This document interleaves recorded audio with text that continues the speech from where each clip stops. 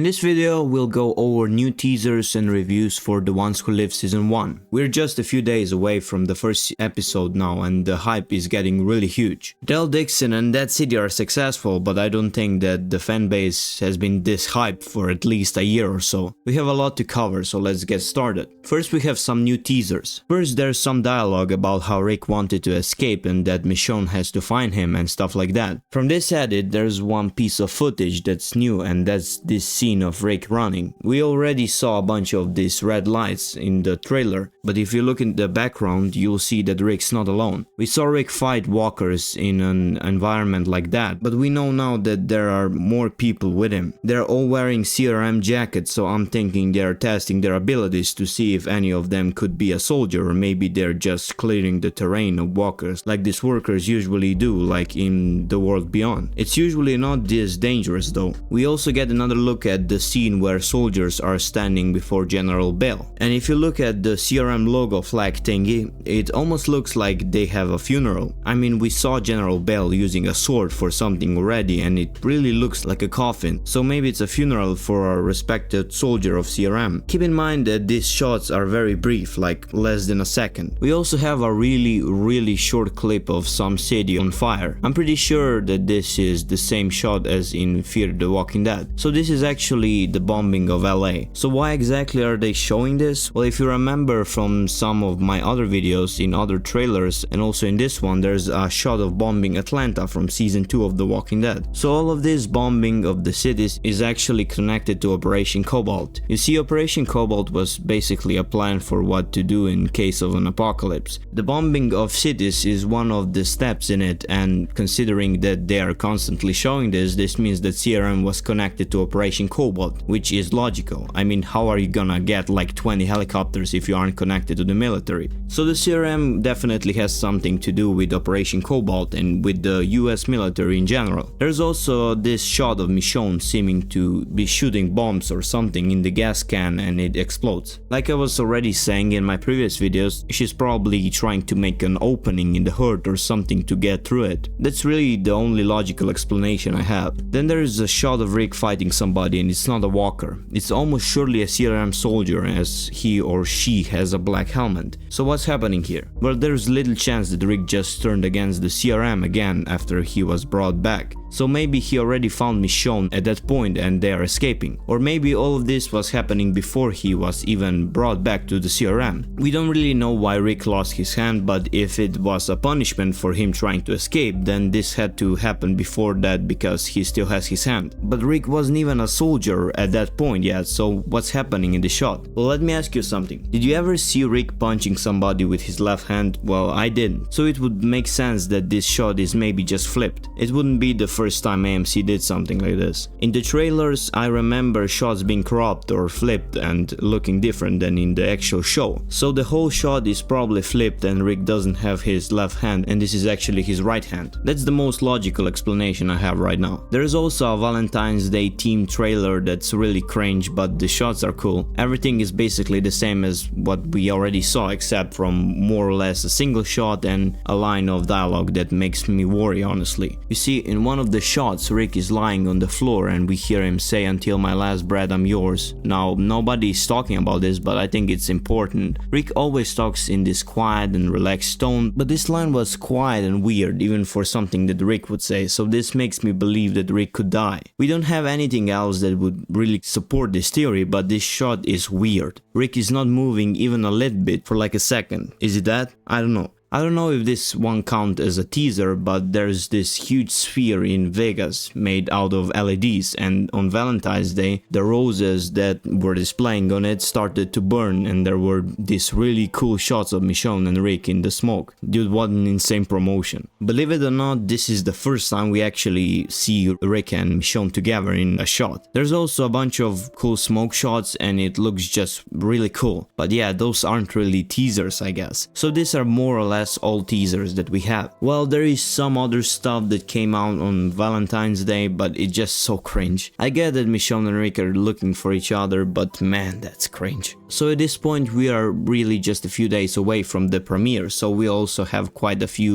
reviews already. So I watched quite a lot of them, and this is generally what everybody's saying. Spoiler alert, I guess. There are many positive reviews and some negative reviews. In my experience, early critics are generally more negative than they should be. Generally, people love the show more than critics do, at least in general. So everybody is saying that something huge happens in the first few minutes. Some compare it to The Walking Dead's first few minutes, in which Rick was searching for gas and found the walker of a little girl and he put it down. So something very shocking like this is happening in the first few minutes of the first episode. Spoiler alert, I'm 95% sure that it's Rick losing his hand. How do I know? Erica, Lock me. It's basically the first scene. We're allowed to talk about the first scene. Anything no, Lock me. Lock me. Lock me. Lock me. Lock me.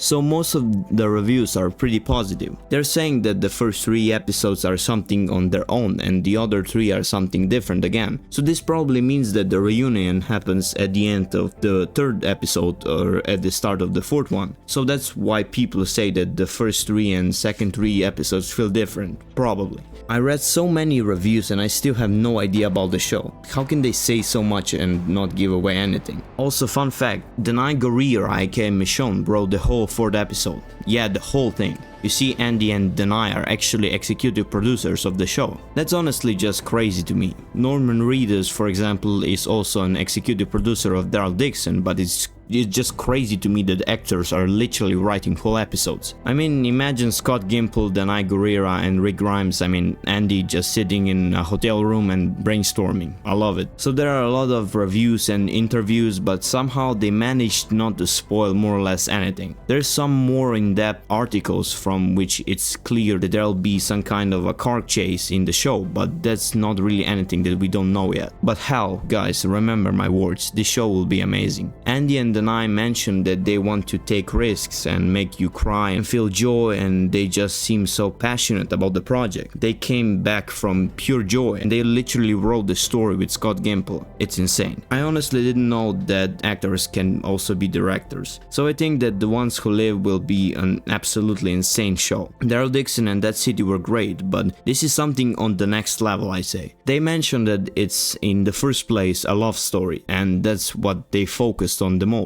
So that'll be interesting. I just hope it won't be cringe. Guys, there were a lot of actors in LA and they all got a bunch of questions, but there just isn't anything that would actually tell us anything besides what I told you. We'll just need to wait a little longer, I guess.